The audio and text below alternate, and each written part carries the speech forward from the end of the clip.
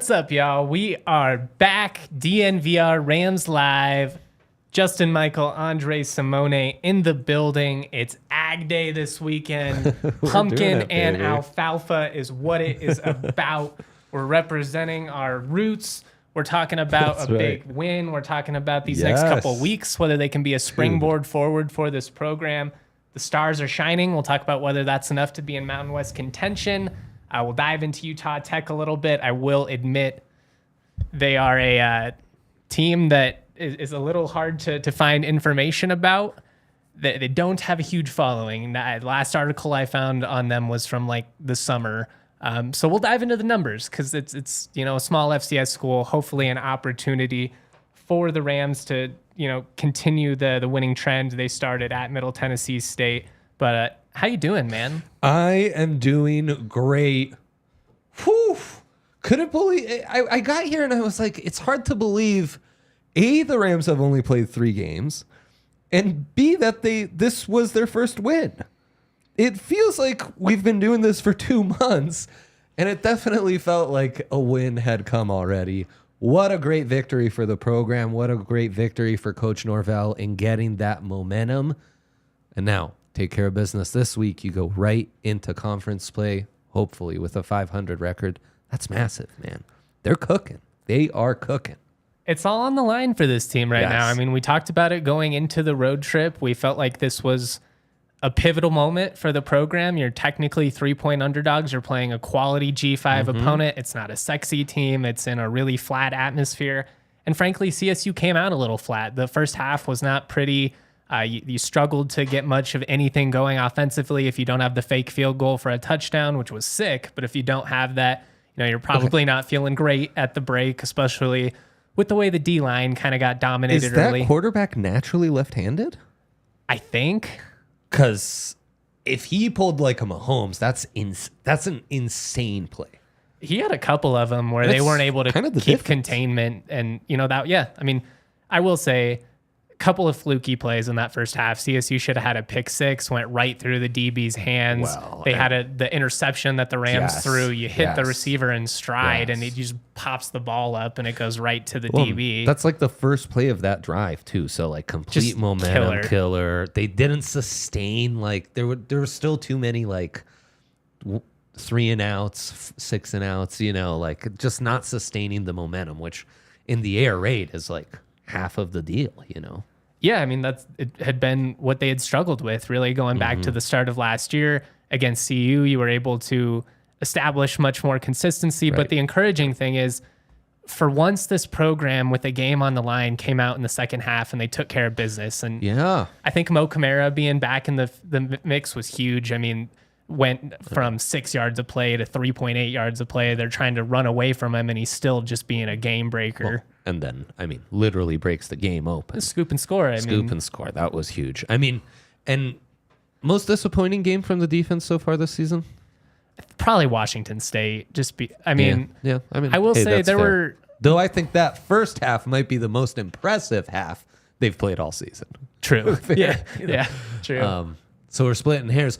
But it was just like, I think in some ways a little disappointing from the D, but when you needed them, they took the fuck over, man. Well, and there were some key moments in that second quarter where they got 4 straight stops. And honestly, if you don't give up the touchdown late before halftime, it's a tie game. And I don't think you feel like it's that big of a deal. Yeah, that drives a killer. And the first half, there's 2 long bombs, which you would love to have back defensively. The DB's got to make a better play on the ball. Especially that 50-50 ball. It's third down. It's right before the half. If you get the stop there, you're going into the break being like, man, it's a tie game. We get the ball back, and we have not even played close to our A game. Instead, you're down a touchdown.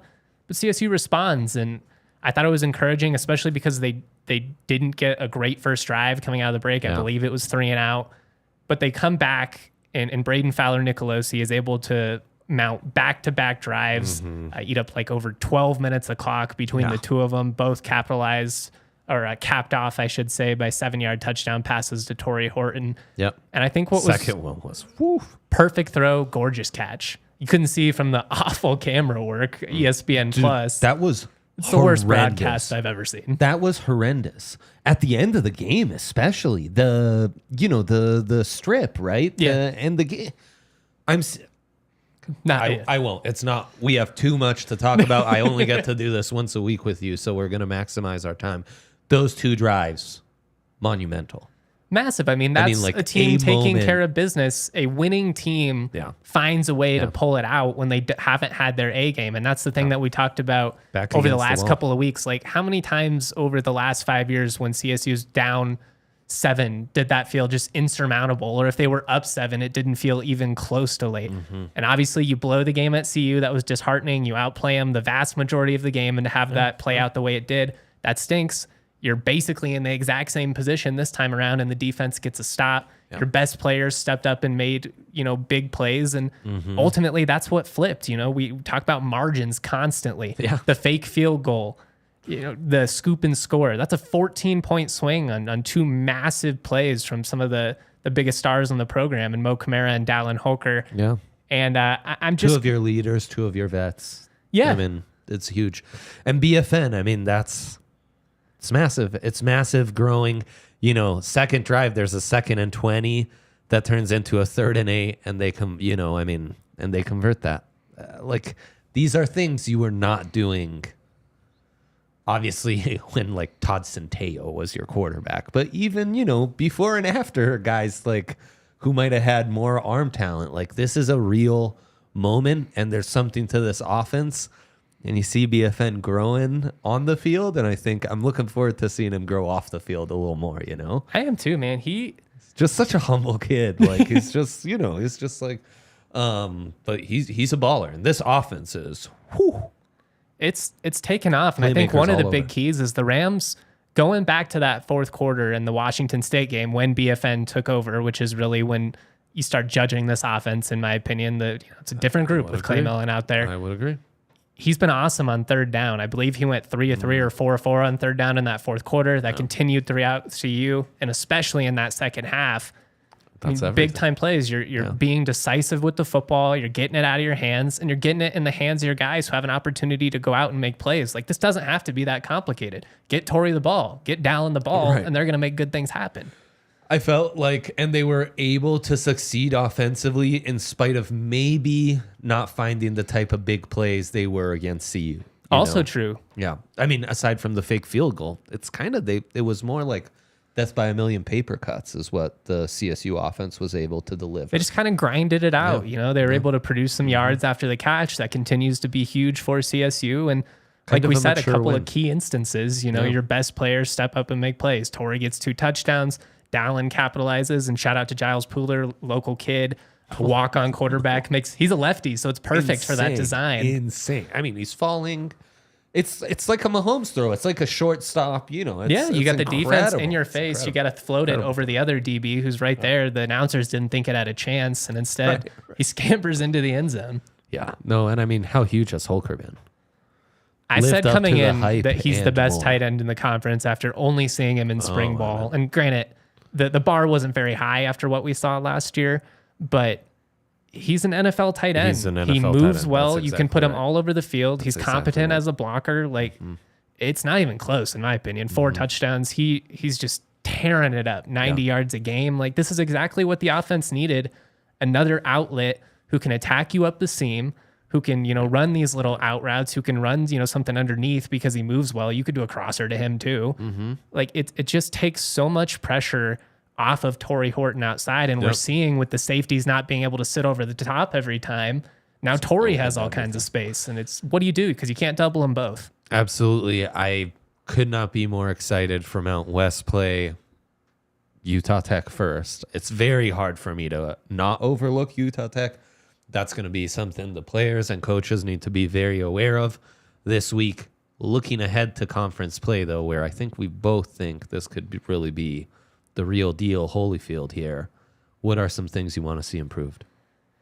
They got to run the ball better. Yeah. They have not been able to sustain much of any success on the ground all 3 weeks now. I will say, I think they played 2 really good defensive fronts in Middle Tennessee State and Washington State, and an athletic defensive front in CU. I don't know if the depth is necessarily there, sure, but they haven't exactly gone up against a Hawaii type defense, or I mean a Utah Tech defense. They're giving up about 200 plus yards. I got it here. That'll be nice. That's a good get you right game. 240 yards on the ground they're allowing, or 60 yards. Whew. So they're soft in the trenches. The big question though for CSU is, can you establish that ground game while missing Avery Morrow? He's going to be out a couple of weeks at least. Kobe Johnson day to day.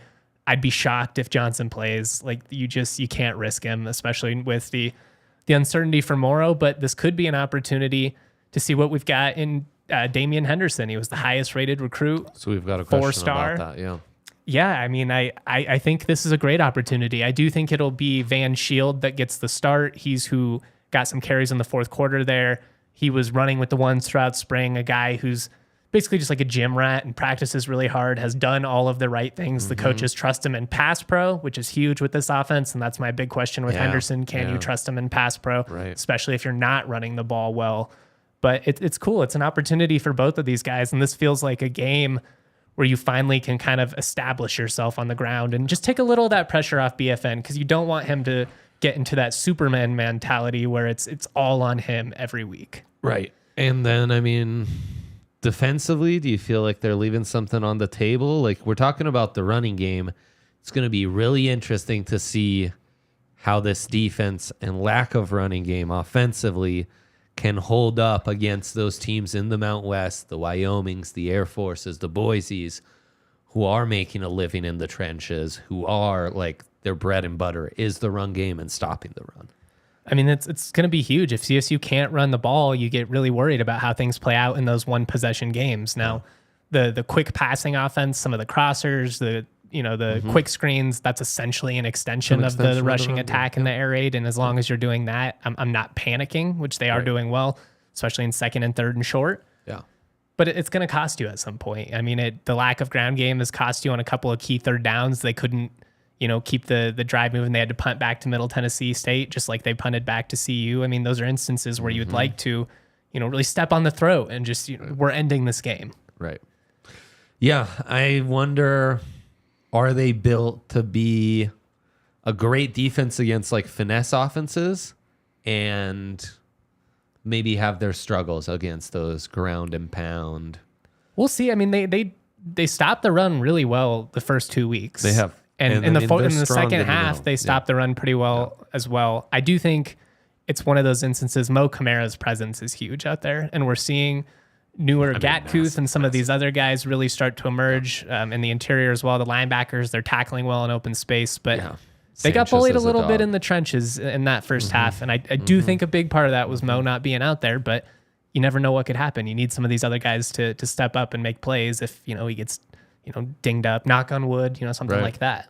Coming into this game, Middle Tennessee's offensive line impressed me quite a bit, especially with their game against Missouri. They ran it down their throats. Like, this isn't, again, it's not a sexy win. This isn't one you look back at the end of the year and like, you remember that epic Middle Tennessee State win? Right. But it was a litmus test for me of this team's mentality, of their ability to take care of business on the road, which is a huge factor with this team and being in contention. And this is the type of game that CSU has lost 9 times out of 10 in the last decade. Oh, 100%. 100%. And then for them to come out of this, I think as a confidence builder is just huge. Because I think the players and the coaches know how good this team can be, know how talented it is, especially stacked up against most of the other teams in the league, But it's one thing to know it and say it and think it. It's another to actually do it on the field and stack up dubs. So I'm curious, and we got a super chat here from our guy, Evan Horton Music. I hope I'm pronouncing that correctly. Legend, Evan. Really appreciate you, man. Thanks as always. Keep up the great content. Much love to everybody in Ram Nation. If you give us a thumbs up on YouTube, I would certainly appreciate that as well. Thank you for everybody for tuning in. But I wanted to ask you, am I getting ahead of myself when I say that this team could be in Mountain West contention? Now, obviously, we need more consistency from the defense. They have to eliminate, some of like the big play at the end of the half defensively. That's a lapse. The touchdown they scored on, you just whiffed on a couple of tackles in the open field. That's a lapse. You got to stop that type of stuff. There's still 1 to 2 breakdowns in the secondary every game. That's like... And it's weird because if you're then gonna they'll be a get great like defense, you got to eliminate those. Yo, totally. And it's odd because it's talented players and then they'll get like 6 straight stops and you're just like, what was that? I know. They got to fix some things. I mean, and like, God, we want to know everything and make calls and, we're falling over ourselves to who can have the most, like the quickest take to everything on Twitter. The truth of the matter is 3 weeks in and it's all non-conference. It's hard to say exactly. But no, I don't think you're getting ahead of yourself because I mean, just how it stacks up. The bigger thing we haven't even talked about is, man, this offensive line is for real. They're doing their job. The individuals maybe aren't like the most talented, but they play like a unit. Yeah. This is 5 guys playing together, shifting together. You're not getting these like open gaps in the interior, which they had all season long. Last year. It was a disaster. It's set back Clay Milton. Literally. He's going to be an FCS quarterback or something next year. Like it's terrible, They are giving BFN a clean pocket to where they can eat on these crossers. It is an extension to the run game, And in pass pro, which is the hardest part. That's the funny thing is they're killing it. And it's like you're not getting traction in the run game. Right. But you're giving them all kinds of time on Exactly. these quick pass. I think they'll figure it out. I really do think they will. I think they have talented backs. I think that this passing offense is going to wear teams down, and it's going to get to a point where you're just going to have some chances to run the ball purely because they're worried about you going over the top. But exactly. So no, you just have a few things that a quarterback and an offensive line alone, where it's like, yeah, you haven't had this in a while. Well, how many times have we talked about on the draft pod? And I think CU is a great example of this. If you have an above average college quarterback, that's like a 10-point swing in college football. Opens your whether the world. team has way more talent than you or not. Oh, 1,000%. And BFN's been really great. CSU leads the conference in passing offense. They have an identity under him. He's making good decisions with the football. He had the bad pick against Washington State, and he had the pick where Shiloh jumped him early against CU. Right. Great decision making ever since then. I can't even recall a throw where I was like, hey, what are you doing there? I mean, he's really settled in. He's trusting the O-line, and he's trusting that if I just wait a half a second, Tory's going to get open. Yep. And it's against 3 tough opponents that I see on Twitter. You were seeing who's the first-time starter at quarterback where 3 starts are all on the road, and the record's 2-1. It's pretty it hostile should be environments. should be 3-0. Should be 3-0. Hostile environments, aside from Middle Tennessee, you called it. Ghost town, not and a that's great, just such a weird spot. Such disgusting gray skies, just ugh. It's Middle so Tennessee beautiful is here, mid, in fact. Oh my God, disgusting. But that's a good football program. That's a big win, man. That's a big one. I was saying there's 5 that almost feel like auto wins on this Rams schedule, and 5 that felt like 50-50 balls. This was one of those. Huge.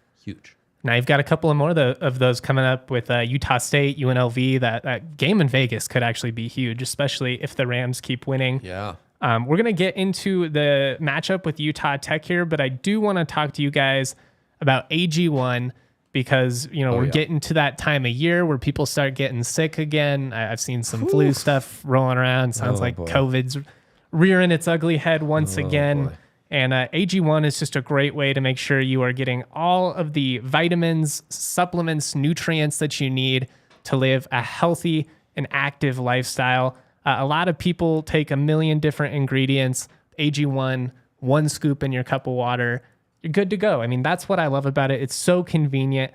All great athletes have one thing in common. They take care of their bodies. You should too.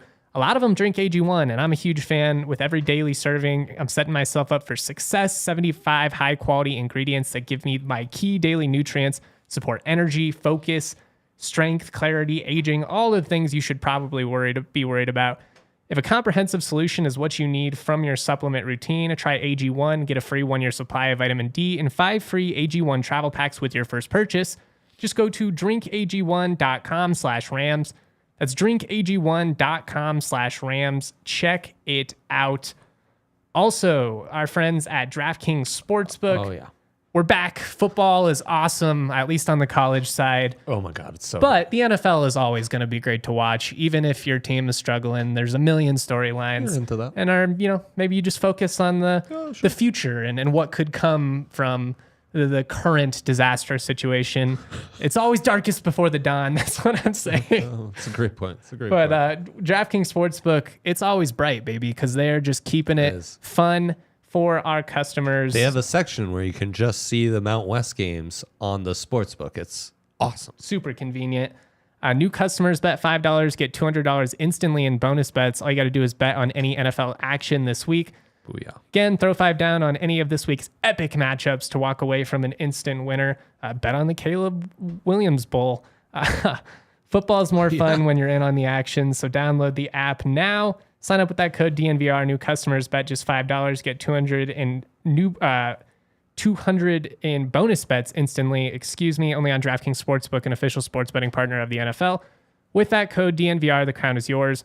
Gambling problem? Call 1-800-GAMBLER or visit www.1800gambler.net. In New York, call 878-HOPE-NY or text HOPE-NY to 467-369.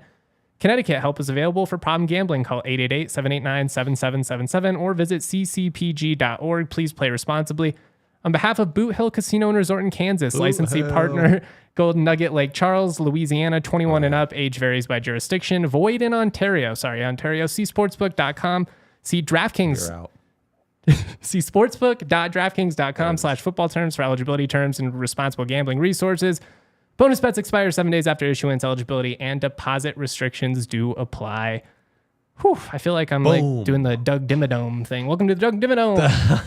I love it, man. You give us a breather. Walkeb, have a great day. Thank you for tuning in. Appreciate Enjoy you, this buddy. On the audio side, Utah Tech, my friend. This is a weird one because Yeah, like I said, it's very hard to find away by your research Utah on this, Tech, frankly. but they are 1-3. They've played for their level of football, I would say a competitive schedule. I mean, you have losses to Montana, Montana State, and Missouri State, three of the top FCS programs out there. They do have a win, 50-36 over Northern Arizona, who is again a program that's respectable, I would say, as far as FCS goes. They're not a Montana, but they're certainly a step up from Greeley, like in terms of where they're at consistently. Shots at UNC, but I love it. And I got it's okay. no malice in my heart for Greeley whatsoever. None of us do, no doubt. Just a reality. They can move the ball a little bit. When you look at them offensively, average over 300 yards a game. Yep. They're scoring 25 points a game. They're going to throw the ball all over the place. They don't run the ball well. They don't stop the run, but they can move it. So this is a big test for the secondary. This is a big opportunity for the D-line to get after the quarterback and potentially to take advantage of some plays, because 10 interceptions in 4 games, that definitely jumps out. Turnover city. You got to get on them early, really get after the quarterback and try to create some early turnovers and just break this thing open. Well, and you hope, and obviously those of us that have watched CSU play FCS teams over the last decade are very scarred. At least they finally didn't schedule a powerhouse. Like, what are you doing bringing North Dakota State and South Dakota State into your building? You're just asking for it, literally. No kidding. But in this instance, it's a program you should take care of business of. When you look at the matchups on paper, as we said, you should be able to get the ground game going. Hopefully you're able to play from a big lead, which only plays into all this. The pass rush gets to get going. They're going to have to throw the ball. And I'm sure that's a factor with some of their turnovers too. They're constantly playing from behind. Yeah. I mean, it's hard to even evaluate them with how kind of outclassed they've been in 3 of their first 4 games. Should be and again, exactly they should like be that. outclassed even more so in this one. Yeah. I mean, you kind of wish you could have got them earlier in the year. Like, you could make the argument they're battle tested. They played a lot of good teams. They know who they are, for better or for worse at this point. But again, much like Middle Tennessee State, this isn't a win that you look at and like reminisce on years from now, assuming that you take care of business, obviously. But this is a test of, where you're at as a program. Can you take care of business in the games that you're supposed to win? And this one should be a blowout. Like, if you eke one out, you're not going to be feeling great. Like, this isn't Eastern Washington. This isn't North Dakota State. This is a team you should curb stomp.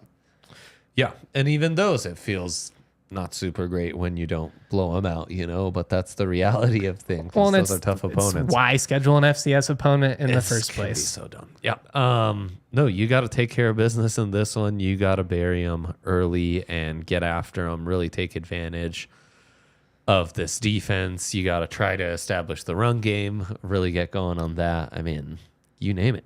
One thing I did notice that really stands out about this team, they convert third down 38% rate, which is really good. I saw that stat. That's they insane. stay on the field. Like it is, again, and this is an offense that has some guys, they can move the ball a little bit. Offensively, they may be a smidge frustrating. Yeah, like I don't think you're going to get a shutout. Yeah. But beat them 60-10 or whatever it is, Right. Right. No, I think that is realistic. Like they've lost by an average margin of 25 points against FCS opponents. I think at least... You at least match it. 35. I mean, you'd like to see them build on that. Yeah, take care of business, really beat them down. It's been so long since CSU has just like throttled an opponent. You probably got to go back to 2015. They shut out Fresno State like 42-0 or something like that. It was the one random year Fresno was down. But I mean, the vibes have been bad on Ag Day lately. I mean, last year you had Sac State, again, tremendous championship level FCS team. Stanford this year, yeah. They came into your building, absolutely kicked your ass. Yeah. They lost it to Vandy the year before in a game where they should have won. That was like very similar to the Middle Tennessee State game where it feels like it's 50-50 right there for the taking. In that instance, your losing tendencies end up, coming into play. And we just need to see them continue to do the little things and like establish yourself as a winning program because that's how it happens. It's just one game at a time. That's right. Yeah, and get those 2 wins on the schedule and go into a conference schedule 2-2 thinking, man, we should be 3-1. This question Taylor asks you is a question I wanted to ask. There's a big lead in the second half.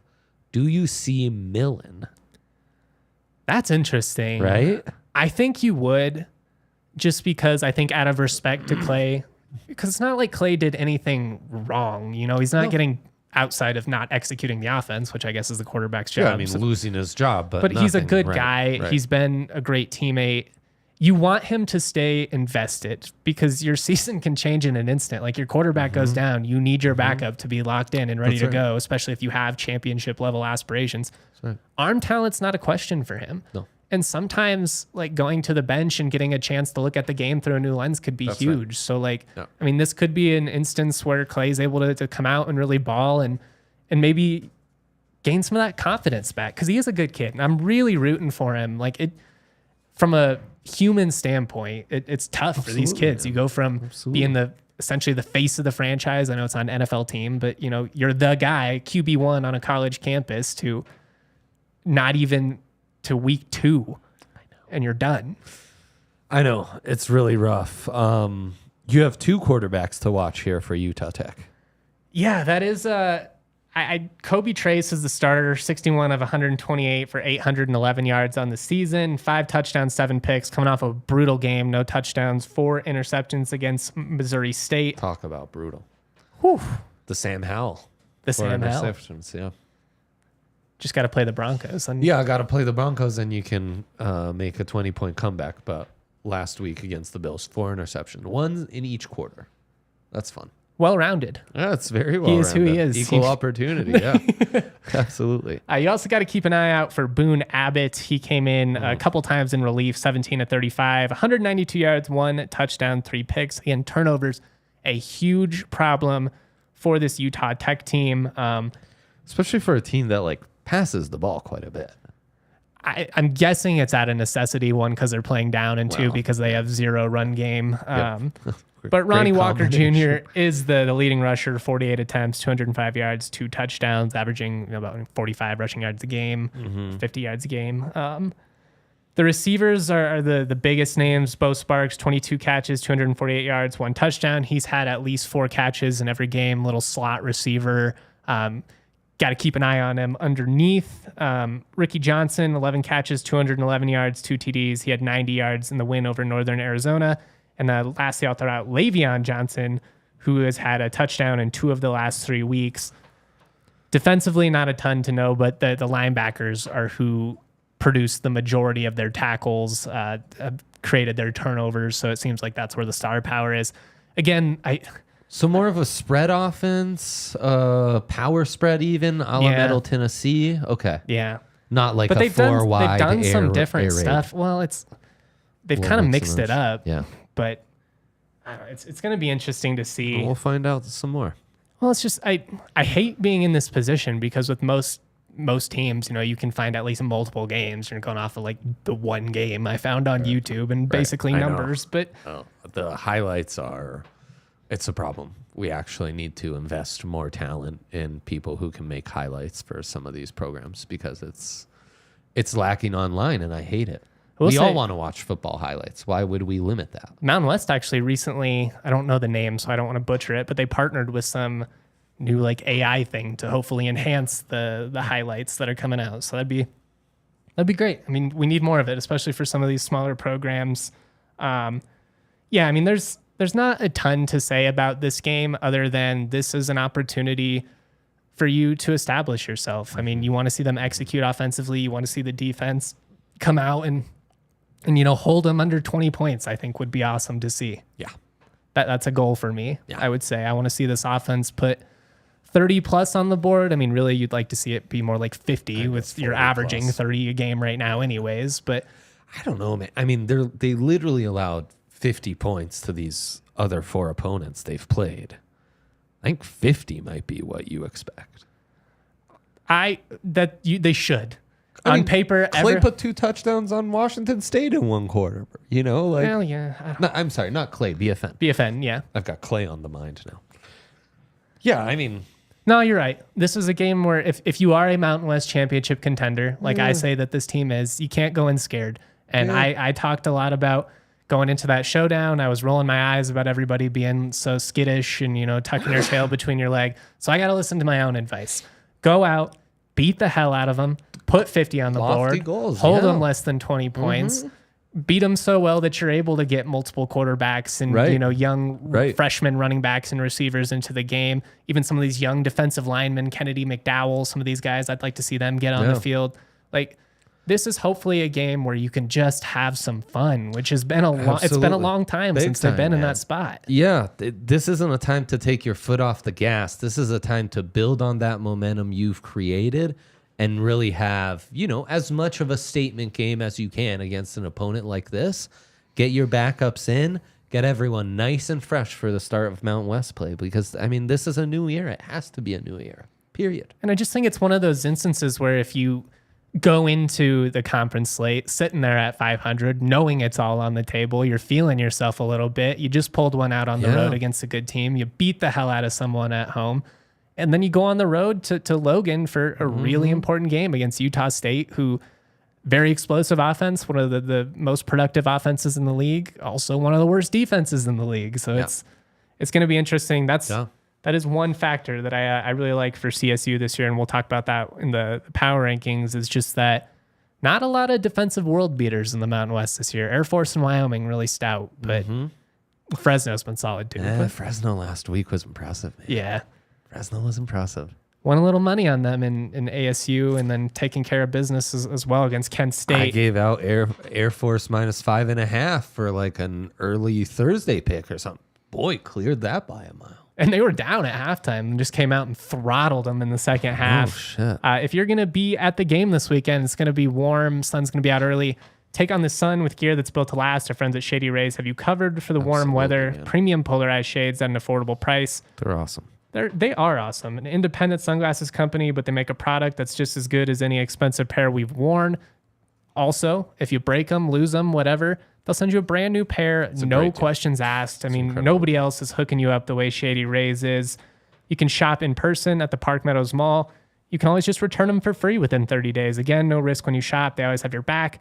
Shady Rays giving out the best deal of the season. Go to shadyrays.com. Use that code DNVR for 50% off 2 or more pairs of polarized sunglasses.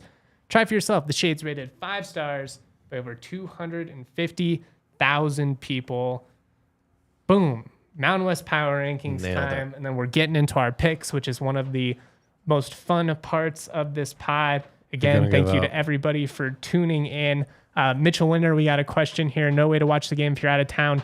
You can stream it via the Mountain West Network. Any Mountain West game that is not listed on TV, you can watch for free on the Mountain West Network. I promise you, that's sick. It will be a significantly better broadcast than ESPN Plus, which is saying something because they're student run. I mean, you got a lot of students on camera, but CSU has a really solid production. And I've watched a lot of games on the Mountain West Network over the years, and none of them were even close to the disaster we witnessed this past weekend in Murfreesboro. Really Power rankings, we'll kind of breeze through this because there's not a ton of change from last week. Are we starting from the bottom or the top? Because last week you switched it up on us. Let's go back to starting from the bottom. Build up towards it. I think that makes sense. Number 12, Nevada. They were up 17-0 at Texas State as double-digit underdogs. End up losing by double digits. They've lost 14 straight games. They will be underdogs in every game they play this year. And 0-12 is definitely a possibility for this Ken Wilson-led Nevada Wolfpack. Man, how hard they have fallen in these 2 years. Got a new basketball arena coming, though, so that's good, great. I guess. That's really good. Congrats to them. Yeah, trying to make Reno more like Vegas, which if you've been to Reno, it's really twisting the knife here, not going to happen. Jeez. They hate me in Reno I anyways. don't think you are like that. Yeah, you are. You aren't the most beloved in Reno, I must say. Hawaii at number 11, offensively really solid. They're actually down a spot from where I had them last week. Yeah, they're not not having the season we hope for. Let's admit it. Did pull one out against New Mexico State though. They did on the island. Yeah. 3-point win. Their over is going to hit. It was 3 wins, I think, is all I need for the over, and that's all I cared about. That is huge. At number 10, we're going Utah State. And this is a team I struggle with because I think Utah State is a team that could certainly catch anybody on a bad day with how explosive they are offensively. Semi-competitive against a good James Madison team. No, they're in every game. I actually thought James Madison would have smoked them. I think they covered. They were up double digits at one point, and Utah State kind of backdoored them. But yeah, I mean, just defensively, they're a train wreck. And frankly, even in their best seasons under Blake Anderson, they won a lot of fluky games. I'm not trying to be a hater. A couple of those were against CSU, but it just didn't feel sustainable was really my point coming into the year. And basically, I still have the same question marks about them as I always did. I knew they were going to be able to get Terrell Vaughn the ball on the outside. Great receiver. Second in the country in total receptions. Yeah. Actually leads Tory Horton, but Tory's played in one less game. Fun fact, we didn't get to this earlier. As far as I can tell, Tory Horton has the most catches in Mountain West history through 3 games for any team through their first 3 games. Wow. No kidding. That's insane. So if you can find somebody that had more, go ahead. But I spent a long time trying to verify that, and I could not find anything specifically. What a stat. But New Mexico coming in at number 9. They've got a quarterback. Dylan Hopkins is the top 4 quarterback in the league. PFF actually had him as the highest graded QB in the conference thus far. That's Pro crazy. Style came over from UAB with their offensive coordinator, so you've got that continuity. That's UAB. huge. I'm rooting for the Lobos to make it to a bowl. I would like to see Albuquerque's a fun spot. Yeah. I don't know. I just think it'd be cool to see. Big win against UMass in overtime too this last week. On the road, which, I mean, that's a brutal travel spot. These should all be auto wins for the Rams. The teams are playing. I mean, you don't play UNM this year, which stinks because you can't keep the streak going. Haven't lost to them since 2009. Half of my life. That's how long it's been amazing. since CSU last lost to New Mexico. Feels like we almost need a T-shirt for that. I think we do. Yeah. Well, the number one we'll song in the country was Paparazzi by Lady Gaga the last time. I graduated college that year, so yeah. Crazy times. We're getting old, Dre. Yeah, well, some more than others, Justin. Some more than others. Number 8, we're going San Diego State. Ooh. They lost a tough one to Boise State. They actually moved the ball a lot better than I expected. But that's the thing about Boise this year. They have a really solid run game, and I guess we should talk about this when I get to them. But they do. Defensively, they're giving up some of the most yards per play in the country right now. That I didn't expect. I thought after that showing against UCF, the Boise defense was onto something. Not too impressed. I'm surprised you have San Diego State this low after a close loss, almost a quality loss. I'm fading them all year, and I'm sticking to my guns. I love it. I love it. Behind your next team, though, I do think is a fun debate. And I considered it. San Jose State's got a better quarterback, and that's why I put them just above San Diego State in between Boise State. Though, man. They have it's defense. They're just terrible. We thought they'd be more competitive than this. Now, their schedule is brutal, really tough, about as tough as the Rams, maybe tougher. But I thought they would be friskier. I thought they'd be more competitive in these games. With Chevin Cordero, the preseason offensive player of the year, you expect them to at least be in the top third of the teams. And just defensively, man, their struggle. I mean, Air Force just... Air Force is just pounding teams right now. Air Force is for real. So, at 7, we got San Jose State. And just ahead of them at 6, we got Boise. Boise, they got the best running back. No, at 6, you have another team. Oh, did I mess this up? Oh, you're right. Yeah.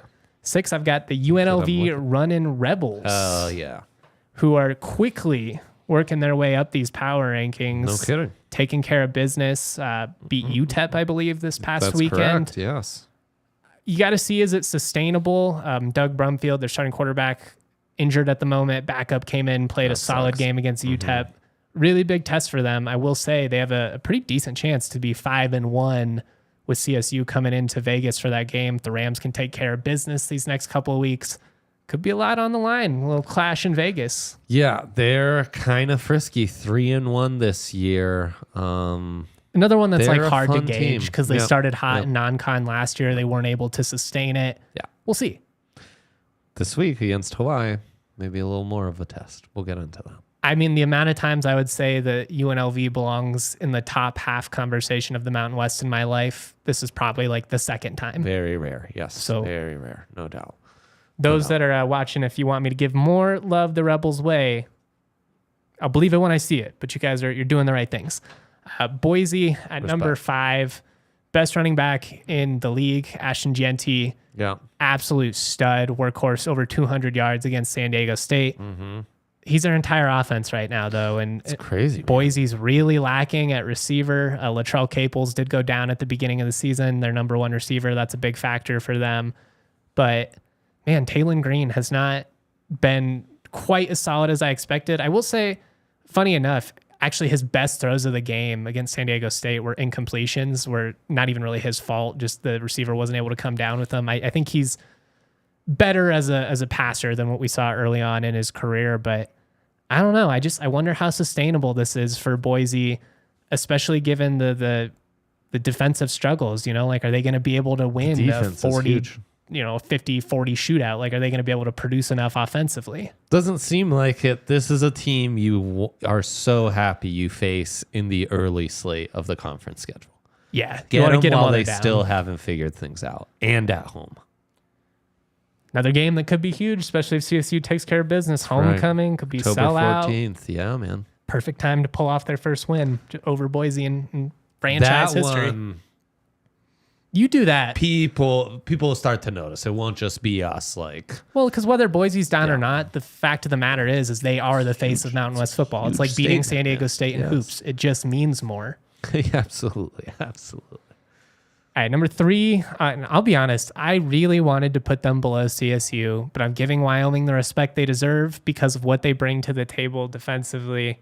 I skipped CSU at 4, but CSU, I mean, it's the same thing we said last week. Like, they have the offensive identity. We need to see more consistency on the defensive side. Their top-end talent is as good, if not better, than anybody in the conference, but we need to see them do it consistently. You've got the 1 win under your belt against Middle Tennessee State. Wyoming, another team who I don't know if what they're currently doing is sustainable, but they've got the wins over App State and Texas Tech, and they deserve to be 1 spot ahead because those are 2 quality wins, even if they're at home. No, CSU Boise is a really fun kind of debate because it's both kind of speculative, more on paper, but I think it's fair to say we've seen more from the Rams, especially since BFN's been there. Yeah. Like, if you only think of Wazoo as, just like the end of it, or don't even consider Wazoo, just think of the 2 games BFN started. It's hard to argue. I mean, I think they're neck and neck. Well, and if they beat CU, then it's not even a debate. That's exactly right. So it's, again, moral victory. Right. It's a bummer that things played out that way. But Wyoming, They can run the ball. I've got serious questions about them offensively. They're currently the worst offense in the conference in terms of yards per game. I just wonder. Is that right? Yeah. Yards. No. Yeah. Right here. Not passing yards, just total yards per game. They average 297.5 yards per game. Oh my God. Yet they keep winning. I mean, it's App their State, front that's a big seven win. is and I mean they blocked a field goal and returned it, but you're Those making count plays. too, Justin. Well, no, Yes, it's margins. It's like what we talked about. They're It's finding margins. ways to make it margins. work for them. Is that sustainable though? Can you keep grinding it out game after game after game? They've done it so far. Yeah. We'll see. Actually, this weekend's a fun test, and we'll get into the picks. Craig Bull's only 4-5 against New Mexico all time. He has a winning record against Air Force and a losing record against New Mexico. That's insane. They play the way a team should play when it's like, have fun going up to Laramie and playing these bastards in November, you know. Like, And I mean, obviously CSU's got to go there. It's going to be a brutal spot. Yeah. But I mean, if you get the offense rolling, I just wonder is Wyoming you're right. can they beat CSU in a shootout if the offense is able to get going? I don't think so. Hashtag margins. But at the same time, could the Rams beat Wyoming in a 17-14 grinded out with the lack of run game? And that's what we see, you know. No way, Jose. Right. It's going to be It's a gonna be a style clash of makes styles. fight. Yeah. It really is. It's like when the wrestler and the kickboxer facing UFC. It's like Something's got to give. Something's got to give, man. They are not playing on an even playing field. It's who set the terms is then going to have the advantage in how this fight is played. Number 2, we're going Air Force. Only allowing 223 yards a game, 12.8 points per game allowed, while producing close to 400 yards and scoring 35 points a game. They're a wagon. I will say you could poke holes in their strength of schedule. San Jose State, probably their most impressive win, and that's a team that we've said is a big letdown to this point. Yep. I'm very curious to see that it's, I would say Fresno and Air Force are obviously the front runners for the Mountain West Championship. You look at the DraftKings odds. I think they're both at plus 220. CSU, by the way, opened at plus 3,500 down to plus 1,800. Vegas starting to take some of that value away. I kind of like. Oh, I took it. I definitely took it. I took it at plus 3,500. Talked about this earlier. Yeah, the blemish for Air Force is barely beating Sam Houston.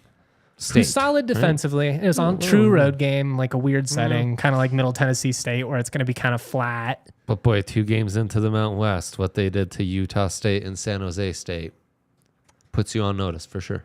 Well, it's just if Air Force has the majority of their starting offensive linemen returning, take their over that year, because it's just going to be plug and play everywhere else. How do we remember that in the dead of summer? Somebody remind me. Write this down. Please, someone remind me. And then that Fresno defense, man. I mean, keeping an offense like Kent State to 10 points. After shutting out Arizona State on the road. It's pretty impressive, dude. Now, Eastern Washington at home took them the distance. But you survived the sloppy one, and it's like let's think about college football. You're not going to be perfect. It's just the execution isn't going to be consistent enough. We see it even with these top level teams. Yeah. But can you pull it out when you don't have your A game? Fresno's done that. CSU did it against Middle Tennessee State. That's what winning teams do. Yeah, with Hainer gone, we didn't quite know what to expect from this Fresno squad. Boy, they look impressive. Crab cakes and football. All around. That's what Maryland does. Let's get into our picks.